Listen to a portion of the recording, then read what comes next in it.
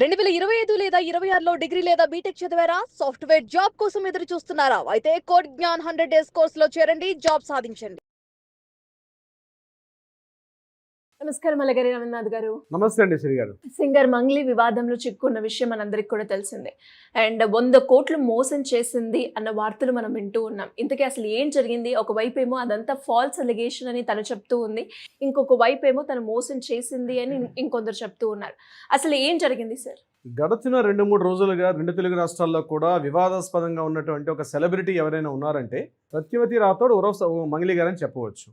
ఇక్కడ మంగ్లీ గారి మీద ఉన్నటువంటి ఆరోపణలు కరెక్టా రాంగ్ అనే విషయాన్ని కాసేపు మనం విచారణలో తెలుస్తాయి. దర్యాప్తు సంస్థలు ఉన్నాయి, కోర్టులన్నీ కూడా విచారణ చేస్తాయి. కానీ ఏదైతే సినారియో 2-3 రోజులుగా ఉన్నటువంటి హైడ్రామా మీద సింగర్ మంగ్లీ గారికి నేను సూటిగా 5 ప్రశ్నలు అయితే వేస్తున్నాను, దానికి సమాధానం చెప్పాల్సిన అవసరం కూడా ఆవిడ మీద ఉంది.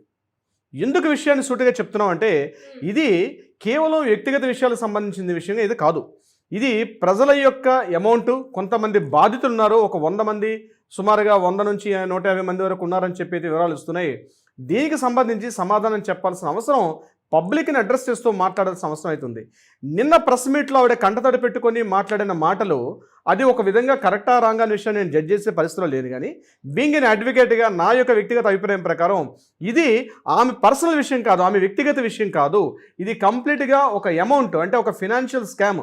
ఒక 150 కోట్ల నుంచి 200 కోట్ల రూపాయల వరకు జరిగిన స్కాము. ఈ స్కామ్లో ఆవిడ పేరు ప్రముఖంగా వినిపించింది కాబట్టి, ఒక సెలబ్రిటీ హోదాలో ఆవిడ పేరు ప్రముఖంగా వినిపించింది కాబట్టి ఆవిడ పబ్లిక్ని అడ్రస్ చేస్తూ 5 ప్రశ్నలకు నేను వేస్తున్నాను, దీనికి సమాధానం చెప్పాల్సిన అవసరం కూడా ఉంది. పాయింట్ నెంబర్ 1, ఈ ఇష్యూ ఏదైతే రైజ్ అయిందో ఇది రీసెంట్ ఇష్యూ అయితే కాదు. గడిచిన 1.5 ఇయర్ నుంచి నలుగుతున్నటువంటి ఇష్యూ. ఇందులో ఈ విషయం మీద మంగ్లీ గారి యొక్క పేరు అయితే రీసెంట్గా రాలే, 3 నెలల నుంచి ప్రముఖంగా వినిపిస్తుంది.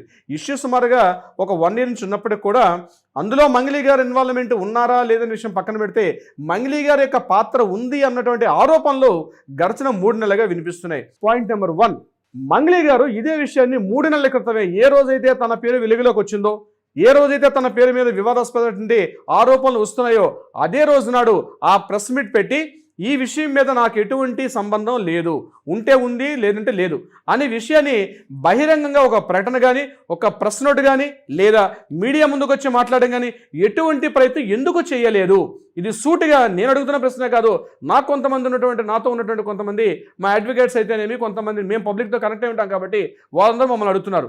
ఈ రోజు నేను వచ్చి మాట్లాడడం జరిగింది. ఆరోపణలు చేసిన తర్వాత, అది కూడా ఎఫ్ఐఆర్ నమోదైన తర్వాత ఆవిడ ఈ పబ్లిక్ ప్రెస్ మీట్ పెట్టారు. అలా కాకుండా ఆవిడ ఆ రోజు ఏ రోజైతే ఆరోపణలు వచ్చాయో ఆ రోజు ఆరోపణలను ఈ 150 కోట్ల స్కీమ్కి కానీ నాకు కానీ ఎటువంటి సంబంధం లేదు అన్న విషయాన్ని ఆవిడ ఆ రోజు ఎందుకు పెట్టలేకపోయారు? ఇది సూటిగా అడుగుతున్నటువంటి ప్రశ్న. పాయింట్ నెంబర్ 2, అడ్వకేట్ సుబ్బారావు గారితో కలిసి మరొక అడ్వకేట్ గారి ఆఫీస్లో మేమందరం మాట్లాడుకున్నాం. అందులో విరాటపురం డైరెక్టర్ గారు అంటే వేణు ఉడుమల గారితో కూడా కలిసి మాట్లాడామని కూడా మీరే చెప్పడం జరిగింది. నేనేమంటున్నానంటే ఈ విషయం జరిగింది కూడా సుమారు 1 మంత్ అయింది. అంటే ఆ రోజు ఈ విషయం మీకు తెలుసు. మీరు ఇదే ప్రెస్ మీట్ నిజంగా ఇలాంటి ఆరోపణలు వస్తుంటే మీకు సామాజిక బాధ్యత లేదా? మీరు వచ్చి ఆ రోజు మాట్లాడాల్సిన అవసరం లేదా? ఆ రోజు నిజంగానే జరిగింది. ఆ రోజు అడ్వకేట్ సుబ్బారావు గారు అనే వ్యక్తి మీ మీద అనుచితంగా ప్రవర్తించడని మీరు చెప్తున్నారు. అతను ఏదో తన పర్సనల్ ఎజెండా కోసం చెప్పి అతను ఈ రకంగా తన పేరు వాడుకున్నాడని చెప్తున్నారు. మరి ఈ రోజు మాట్లాడుతున్నా తప్పించి 1 మంత్ బ్యాకే మీరు ఎందుకు మాట్లాడలేకపోయారు? ఆ రోజు ఆ సంఘటన జరిగిన తర్వాత, ఆ రోజు అదే పంజాగుట్ట ఆఫీస్లో మీటింగ్ అయిన తర్వాత మీరు బయటకు వచ్చి మాట్లాడలేదు ఎందుకు? ఇది చాలా మంది అడుగుతున్నటువంటి 2వ ప్రశ్న.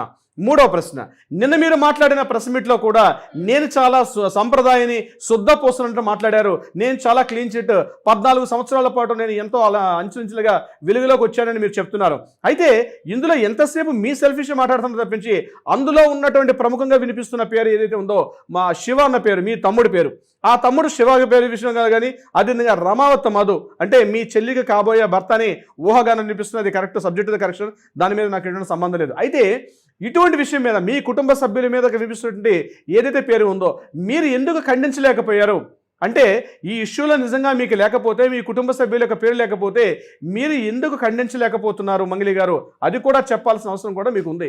ఒకవేళ మీ కుటుంబ సభ్యుల ఇన్వాల్వ్మెంట్ లేకపోతే మీరు బహిరంగ ప్రకటన కానీ, ఒక ప్రెస్ మీట్ కానీ, లేకపోతే అట్లీస్ట్ ఒక మీడియాలో మీరు ఉన్నటువంటి మీ దగ్గర మీ మొబైల్తో తీసుకోరైనా మీరు పర్సనల్గానే మీరు మాట్లాడుతూ నాకు ఇందులో ఇన్వాల్వ్మెంట్ లేదు, నాకు నా ఫ్యామిలీకి సంబంధం లేదు అని మీరు ఆ రోజు ఎందుకు చెప్పలేకపోయారు? ఇది పాయింట్ నెంబర్ 3.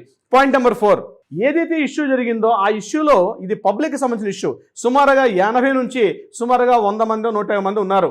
వీళ్ళందరూ కూడా ఏదో ఫైనాన్స్ అంటే మైక్రో ఫైనాన్స్ సంస్థగా అని చెప్పి వాళ్ళందరూ కూడా కొంత పెట్టుబడులు పెట్టడం జరిగింది. భారీ లాభాలు వస్తాయి, అధిక లాభాలు వస్తాయని చెప్పి వాళ్ళందరూ కూడా పెట్టడం జరిగింది. అయితే అటువంటి సందర్భంలో నిన్న మీరు పెట్టిన ప్రెస్ మీట్లో కూడా ఆ బాధితులు ఎవరైతే ఉన్నారో వాళ్ళకి మీరు భరోసా కల్పిస్తూ మీరు మాట్లాడారా? మీరు పర్సనల్గా కంటెంట్ పెట్టుకొని మీ సెల్ఫిష్గా మాట్లాడుతున్నారు తప్ప ఈరోజు ఇష్యూ మీకు సుబ్బారావు గారికి సంబంధించిన ఇష్యూ కానే కాదు. ఇది ఇష్యూ ఎవరిది? కొంతమంది బాధితులు ఉన్నారు. 150 కోట్ల రూపాయలకు సంబంధించిన ఇష్యూ ఇది. ఆ 150 కోట్ల రూపాయలు ఎవరివి? సుమారుగా 100 మంది సభ్యులు 150 మందో 200 మంది ఉన్నారు. వాళ్ళందరూ రావడం నిజం కాదు కదా, వాళ్ళందరూ వచ్చారు, మాట్లాడారు.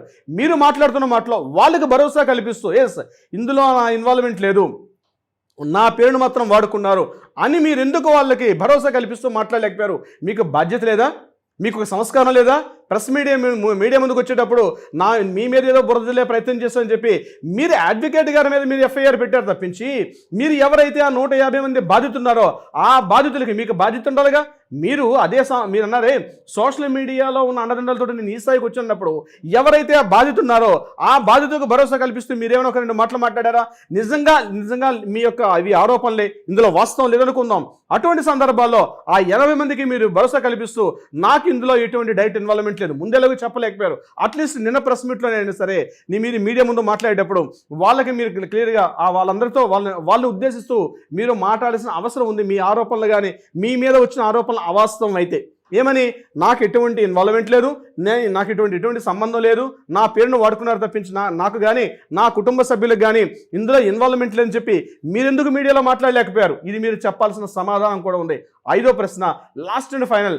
మీరు ఈవెన్ దో మీడియాని పక్కదోవ పట్టించారు, పబ్లిక్ని పక్కదోవ పట్టిస్తున్నారు, ఈవెన్ దో పోలీసులను కూడా మీరు పక్కదోవ పట్టిస్తున్నారు. పోలీసులు అంటే ఏమనుకుంటున్నారు మీరు? నేనే ఎగ్జాంపుల్, ఒక పర్సన్ వెళ్ళి పోలీస్ స్టేషన్కి వెళ్ళి ఒక ఆరోపణ చేసి పలానా వ్యక్తి మీద కేసు కట్టేమంటే పోలీసులు కట్టేస్తారు అనుకుంటున్నారా? అసలు పోలీసు వ్యవస్థలో పనిచేస్తాయి మీకు తెలుసా? పోలీసులు ప్రాథమిక విచారణ లేకుండా, ప్రాథమికంగా అంటే ఒక ప్రైమరీ ఇన్వెస్టిగేషన్ లేకుండా జస్ట్ ఎవరో వచ్చి పలానా పేరు పెట్టామంటే ఎఫ్ఐఆర్ పెట్టరండి సిరిగారు. డెఫినెట్గా పోలీసులు ప్రైమరీ ఇన్వెస్టిగేషన్ చేస్తారు. అందులో డైరెక్ట్గా కానీ ఇండైరెక్ట్గా కానీ మన యొక్క ప్రమేయం లేకుండా, అందులోనూ మీరు సెలబ్రిటీలు, ఏమైనా జరిగితే రేపు కోర్టు ముందు సమాధానం చెప్పుకోవాల్సిన అవసరం కూడా డిపార్ట్మెంట్కి ఉంటుంది. సో డిపార్ట్మెంట్ ఎవరంటే మీరేమైనా ఆషామాషి వ్యక్తులు అనుకుంటున్నారా? నాకు వ్యవస్థల మీద నమ్మకం ఉంది, దర్యాప్తు సంస్థల మీద, పోలీసు వ్యవస్థ పైన నాకు ప్రగాఢ నమ్మకం ఉంది. ఊరికనే ఎఫ్ఐఆర్ కట్టరండి సిరిగా రెట్టి పరిస్థితిలో కూడా. అట్లీస్ట్ ఏదో ఒకటి, నిప్పు లేనిదే పొగరాదు అంటారు, నిప్పు లేనిదే పొగరాదని వాస్తవం ఊరికనే రాపట్ల.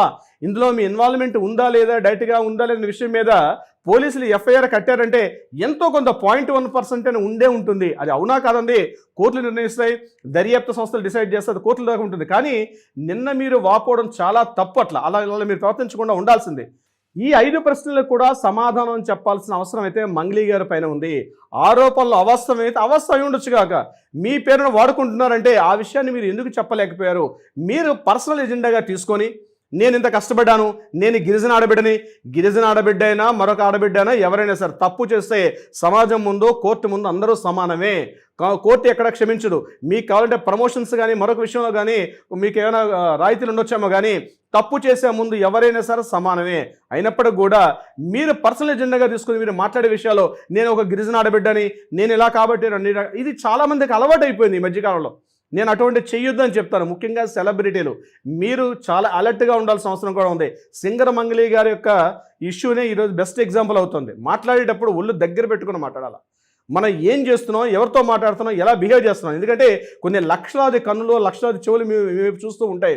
మీరు మాట్లాడే ప్రతి మాట, మీరు బిహేవ్ చేసే ప్రతి ప్రక్రియ కూడా వాళ్ళు చూస్తూ ఉంటారు. నిన్న విషయంలో సింగర్ మంగ్లీ గారి మీద వివాదం ఉందా, నిజంగా సింగనమంగళి గారి పాత్ర ఉందా లేదండి నాకు తెలీదు, ఎవరికి తెలీదు. కానీ ఆరోపణలు వచ్చేటప్పుడే ఈవిడ అప్పుడే ఖండించి ఉంటే కొంతవరకు ఆవిడ ఈరోజు సేఫ్టీ జోన్లోకి వచ్చే అవకాశం ఉండేది. కానీ ఈరోజు ఇంత జరిగిన తర్వాత కూడా ఇది సింగనమంగళి సుబ్బారావు గారి అడ్వకేట్ మధ్య జరుగుతున్న ఇష్యూగా మారిపోయింది తప్పించి అసలు ప్రాబ్లం ఎవరిది?